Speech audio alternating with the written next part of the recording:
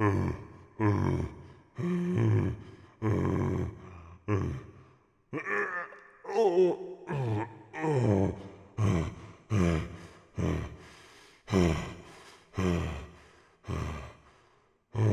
done it.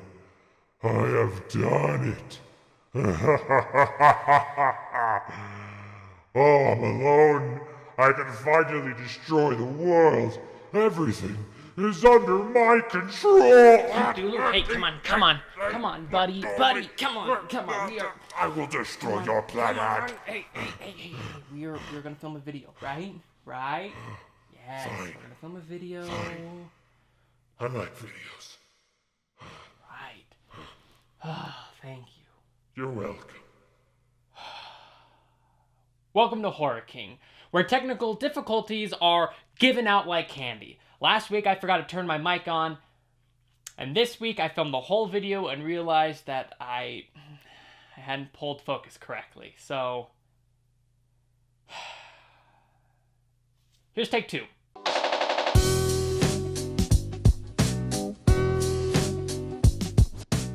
Survival horror has always been a staple in my life. My favorite game franchise was Dead Space until more recently replaced with Resident Evil. You can see the correlation. And I hadn't played a Resident Evil game until 2 years ago when Resident Evil 7 came out, and I played the fuck out of that game. And it sparked such a love in my heart that I had to go and play all the mainline Resident Evil games. 1, 2, I've only played bits and pieces of Nemesis. I actually haven't beaten it. 4, 5, and I'm currently playing 6. And with the Resident Evil 2 remake right around the corner, I've decided that I want to talk about a Resident Evil spin-off game that no one seems to be talking about. No one even knows it exists, apparently. And that's Monster House for the Nintendo GameCube.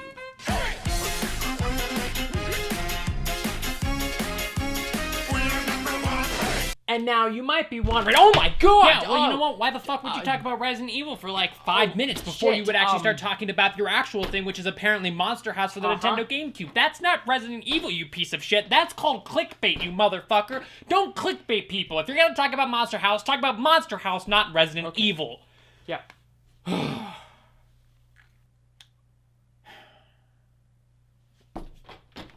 Okay, a fair enough critique. And the answer is actually pretty simple. And that's because Monster House is actually Resident Evil for babies. I shit you not. Now, what do I mean by that? And it's actually pretty self-explanatory. I mean that this game is a survival horror game very reminiscent to Resident Evil, but for children under the age of 8. Which, when I played this for the first time, I was. I didn't go into playing this for the idea that this joke was going to be, it's just Resident Evil. No, I wanted to play it because it was super nostalgic for me. But when I played it when I was a kid, we had a Wii, but we didn't have GameCube save slots. So I could only play the first couple of levels, and then I would have to turn it off, and then I would just restart, and I never actually got anywhere in the game. It was the same with Super Mario Sunshine, one of my favorite Mario games of all time. But I recently got my hands on a copy. I borrowed my friend's GameCube, which I recently gave back because I thought I had finished the filming, which apparently didn't happen. So I'm gonna be playing this with a Steam controller, but we're gonna talk about Monster House.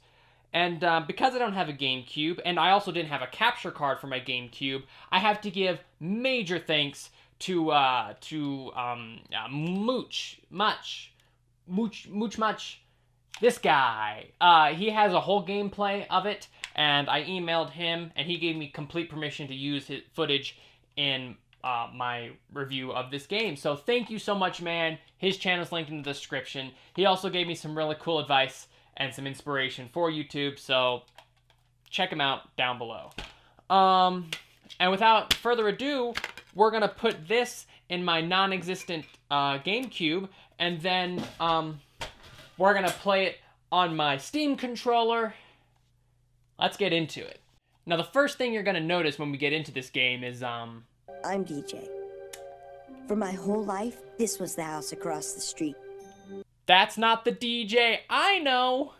Obviously it isn't, because when these studios make movie to games, they have to have a quick turnover and they have to spend very little money on them. So they don't normally hire the original voice actors to voice these characters. And it was totally fine with me for the other two. It was only DJ that kind of got on my nerves. So now the first thing I noticed when I was playing this game is on the GameCube controller, if you click Z, which doesn't exist on a Steam controller, I'm just clicking the bumper here, you do a Resident Evil style quick turn. Yep. And that right there was the key sign that I went, oh, maybe I should look into other things that it could have taken inspiration from Resident Evil, right? Now, I want to clarify before we actually keep going with this that Resident Evil 4 actually came out the year before Monster House. Somewhere in my research, I accidentally got those 2 days mixed up. However, that makes a lot more sense because there are so many similarities in Monster House that feel like they're lifted straight from Resident Evil 4. So, spiritual successor, maybe.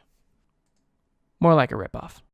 So, the game begins, and it's pretty basic survival horror stuff. Shoot guys to kill them, and find stuff to not get killed. Basic stuff. One of my only concerns with the element of survival horror in this game was the fact that you have infinite ammo. And yeah, I get it, it's for kids, but even having like a shit ton of ammo and having the illusion that you could run out would have worked. But in this game, you spam B, and then you do this thing, and then your squirt gun fills back up, and then you press A, and you shoot the squirt gun. I'm talking about a children's game.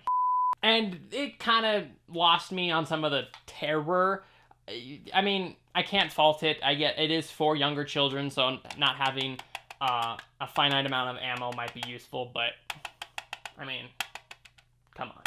Now, we go into the library, and here's where things really started to spark in my mind. First off, we have to find a book to place on a pedestal. Very Resident Evil. Find thing, put thing, in thing. Except in this game, there's not as much backtracking. You know, you don't have to cross the entire map to come back to use the thing you found. Obviously, it's kind of brought down a couple of pegs for children, but very still survival horror-esque, and that was kind of cool. I also found this typewriter. Now, I can't say for sure it's a reference to Resident Evil, but it looks so similar to the typewriters in that game that I feel inclined to say, like, maybe. Maybe it probably is. So, yeah. And then it cemented it for me that this game is taking all of its inspiration from Resident Evil. When you walk into a bathroom,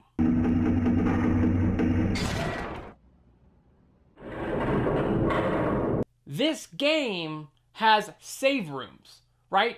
Safe rooms, save rooms, whatever you want to call them. The game autosaves here, the music completely changes, and you're totally safe.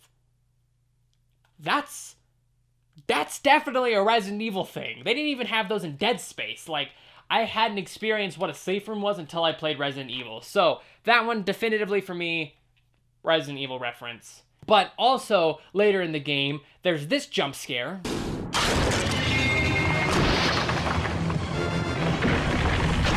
Which reminded me so similarly to the hallway jump scares from 1 and 2. Like,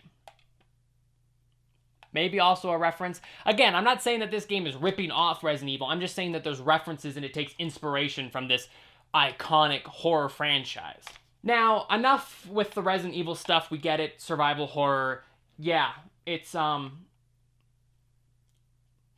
I want to get into something here that's kind of cool for me. That this game has some really cool enemy designs, right? So, like, it uses, like, household items to attack you. And so, like, the floorboards will break open into, like, weird spiders. Chairs will, like, split in half and have, like, 2 creepy fucking heads. Lamps become, like, this lightning shooting thing. These guys were really, really well designed. And so was this boss fight that I had playing as Jenny. It's like a dress holder thing, and a chandelier crashes on it, and it becomes a really cool boss fight. That was like, that thing looked so freaking cool, and the way you kill it, you like spin up on its top, and you like do a Superman dive. It was kind of cool. Like, I was really digging it. Even as a 19-year-old, I was like, that's kind of cool. But that brings me into one of my absolute biggest issues with this game, which was obviously through the whole game, the combat is really bad. And I don't just mean that it's like a little bit bad, like the combat's really, really bad. So the way combat worked in this game is you could only move. There was no look button. I mean, you could look around, but it would immediately snap back to your over the shoulder. So you had to click X, which on a GameCube controller is up here, not on a Steam controller, but so you would click up here and it would lock onto a bad guy and you could just spam A and you would shoot them. The issue being is the lock-on feature, for me at least, never worked. It either wouldn't lock on or it would lock onto the wrong bad guy I was trying to fight because it would lock onto one further away from me, so I would be taking damage while something further away was what I was shooting at. Got obnoxious after a while, especially when there were parts in this game where they would just throw bad guys at you and all you had to do was fight them. And it got kind of difficult after a while when I was just... God damn it! And so, I can't fault them too much because it was a quick game that the studio made for a quick buck, but there was stuff like the creature designs that, like, I felt like the art direction in this game, they had a fun time because there was some really cool places in this game. There was the creepy clown circus dungeon area, you know, that was really cool, actually. There was, like, a creepy toy playroom. There was some really cool sets and creature designs in this game, but it got really hard to play it just solely off the combat. But I persevered for you guys. Because the end of the game, in my opinion, was it worth it? When you leave the house chases you, like, blah, blah, blah, and it just becomes a QTE fest, you know? Hit Y so people can jump, press X so people can jump, press A so people can jump, and that was it for almost, like, 10 minutes. It was just those 3 basic buttons over and over again. But that was okay, because it was worth it when you get to the final goddamn boss. So, chubby friend, can't remember his name, gets into this machine, don't know the name of it, and he fights the house. Just like in the movie.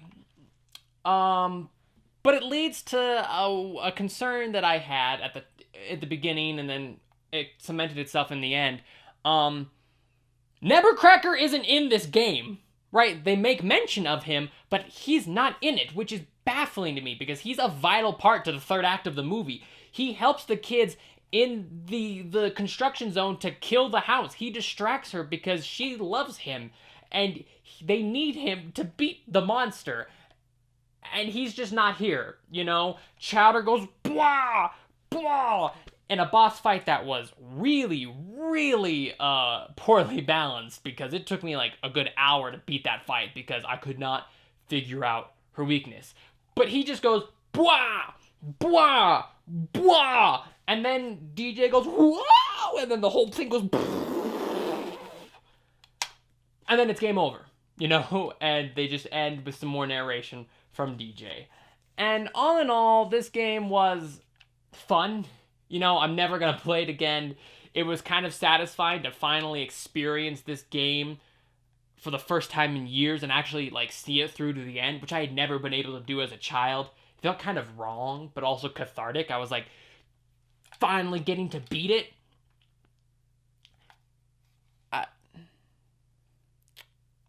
That sounded inappropriate. But it was a good time. I enjoyed it, all right? Crappy combat, but a cool level design, cool creatures. For a video game based off a movie that's like 15 years old at this point, it was really, really enjoyable. But don't leave just yet, because there is one part of the game left that I haven't talked about. And during the course of the game, you find arcade tokens. And you use those arcade tokens in a very specific mini game in the main menu. Do you remember this asshole? Yeah, you remember he's playing a video game in the movie? Thou art dead. Yeah, so it's in this game. And it fucking sucks! Like, I wanted... English, motherfucker, do you speak it? I started playing it because I was hoping it would be like a Metroidvania-style game, you know?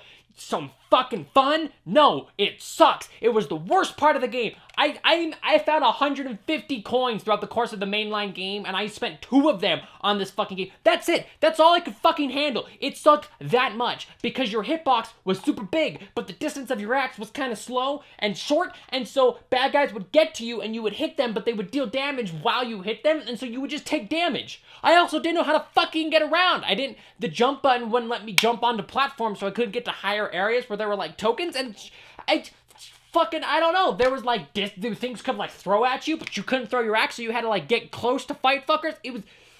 It was a fucking mess of a platformer, and I hated it. I hated it so much. And I was playing GameCube, and all I wanted to do was go play Super Mario Sunshine, because that's my favorite Mario game. It was a mess. It was a mess. But whatever. I didn't have to play it. I'm done. I'm done. I'm done. Monster House, a decent game. Play it if you own a GameCube and own a copy of Monster House. By all means. Cthulhu and I are gonna go. Thank you guys so much for watching. I'm digging making videos, even if I fuck them up every time. It's a fun time. So, make sure to catch me 2 weeks from now when another video drops. We're gonna go. Thanks, guys. Adios.